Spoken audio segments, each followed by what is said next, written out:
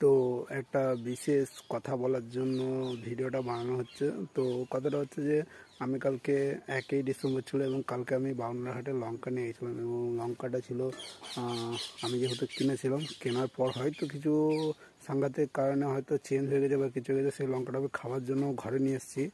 তো ঘরেও এখন মুড়ি খাচ্ছি 10টার সময় মুড়ি খেয়ে পরে ভিডিওটা বানাচ্ছি। এখন 10:30 বাজে। তো লঙ্কাটা একটুকু ঝাল নেই এবং আরেকটা জিনিস আমি যেহেতু লক্ষ্য করছি, আমার মা লঙ্কাগুলো হাত দিয়ে দিয়েছিলো, সেখানে দু ধরনের লঙ্কা মেশানো হচ্ছে। যেটা বেশি ঝাল লঙ্কা সেটা কিন্তু ওখানে রয়েছে এবং যেটা কম ঝাল সেটাও কিন্তু, মানে দু রকমের জাস্ট মেশানো রয়েছে।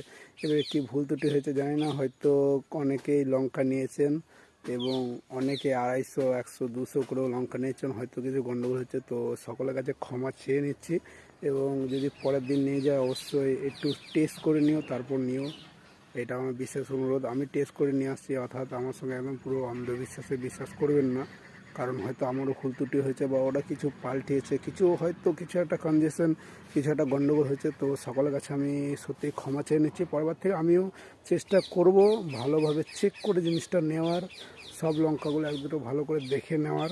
তো দেখা হচ্ছে পরের হাটে, পরের ভিডিওতে।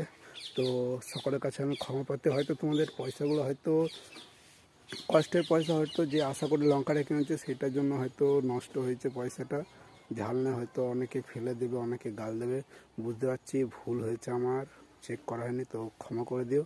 পরের থেকে এ ভুল আর হবে না, আগে লঙ্কাটা দেখে শুনে কিনতে হবে।